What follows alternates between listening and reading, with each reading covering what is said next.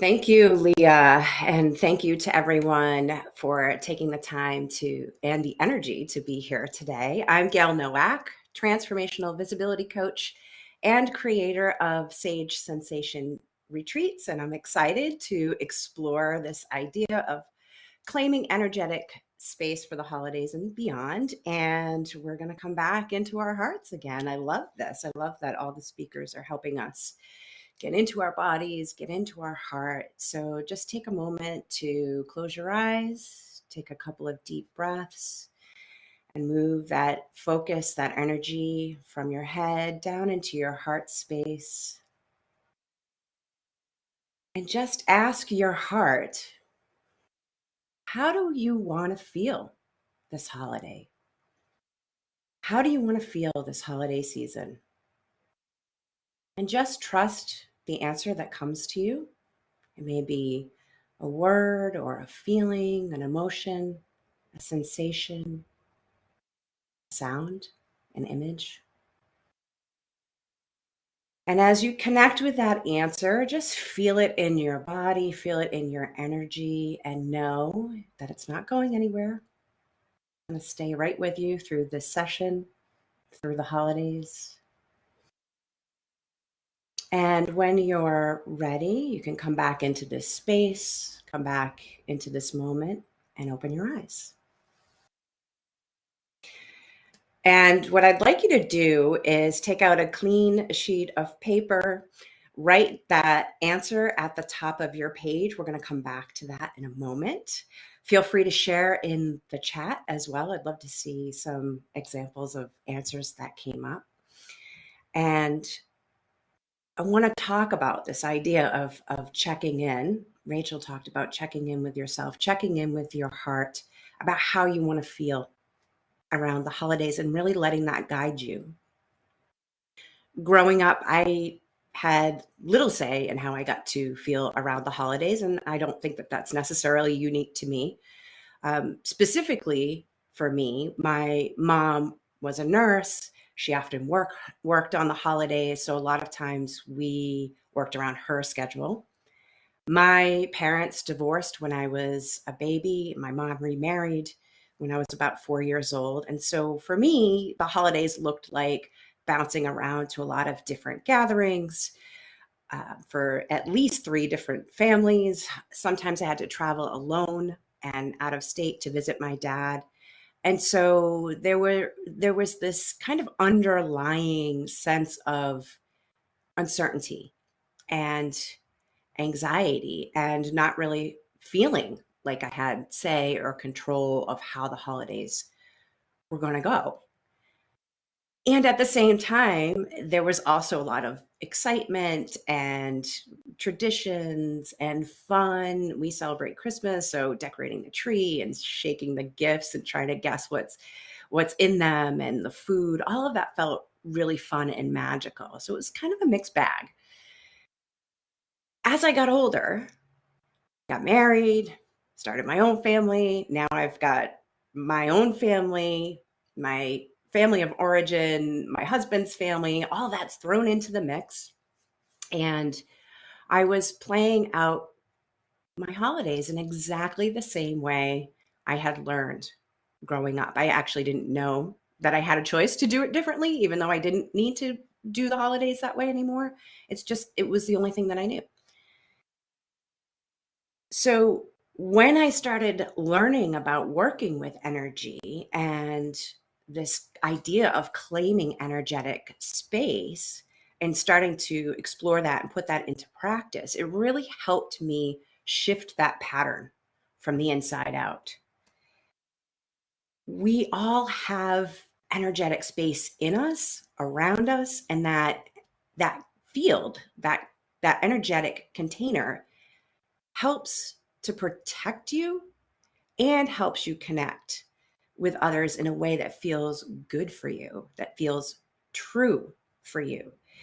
A lot of times we hear that word protection, and it often becomes kind of like this suit of armor that keeps us separate, kind of keeps us at bay. And really working with your energy in this way allows you to keep your energy clean and clear and be with other energy, other situations, other people without enmeshing with other people's energy. And as I practice with this and learned how to do this, what I noticed is that the most intentional energy in the room leads. So, in other words, when you're clean and clear in your own energy and your own intentions, everyone in the room responds to that. When you're minding your energetic field, you're able to stay grounded, you're able to receive whatever shows up. You don't get as triggered or hooked when conflict or setbacks pop up. And even if you do, you're able to cope with it and recover from it in a healthy way.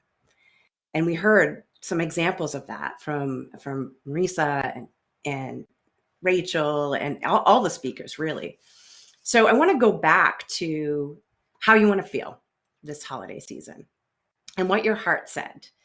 And take your piece of paper out. And with that feeling at the top, draw a line down the middle of your page. And on the left-hand side, write energy I want to engage with this holiday season.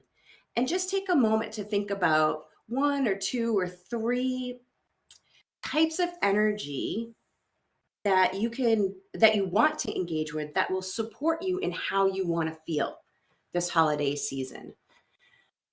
And feel free to put that in the chat too. The first time I did this, it was for a holiday gathering, and I remember writing down the energy that I want to engage with is peace and laughter. That's really what I wanted. Joyful connection. I wanted to feel that joyful connection, and so peace and laughter were part of the energies that I wanted to engage with. Then take a moment to write down energy you won't engage with.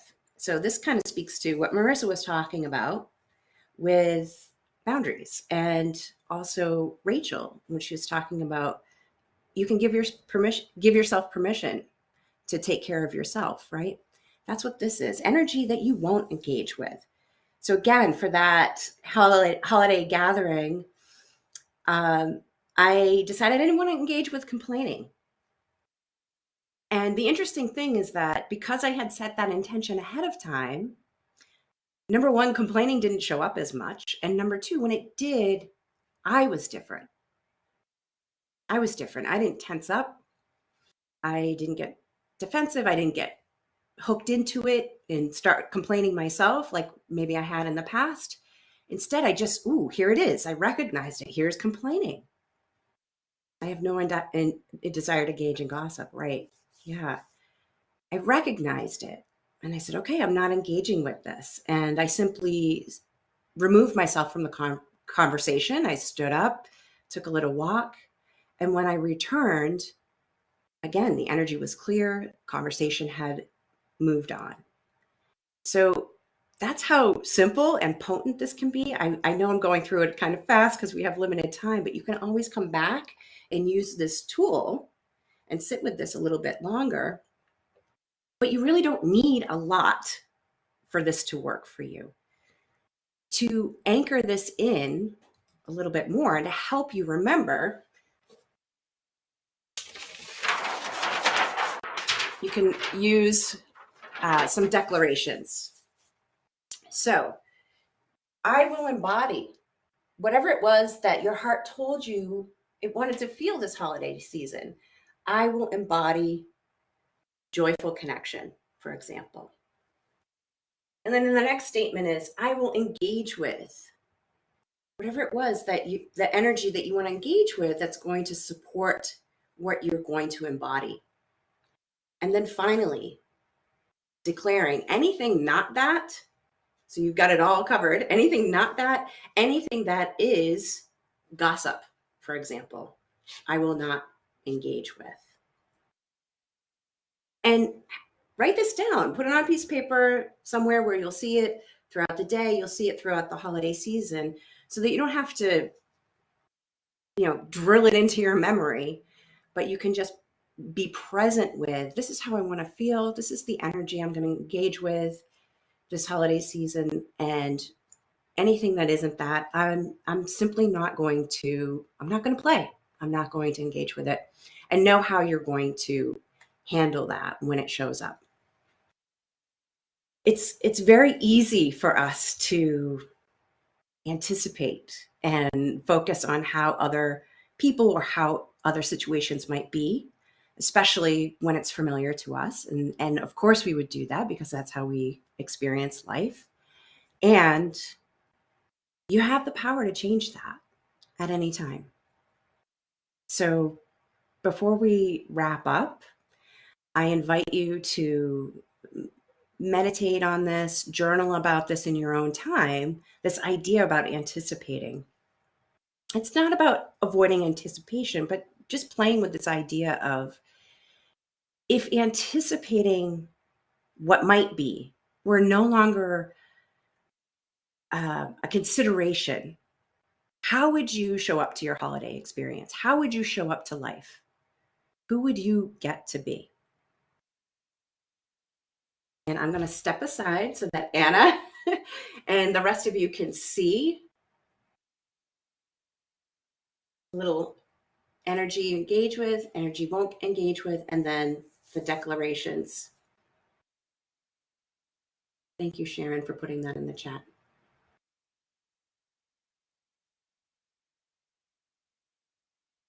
Do you still need me to move?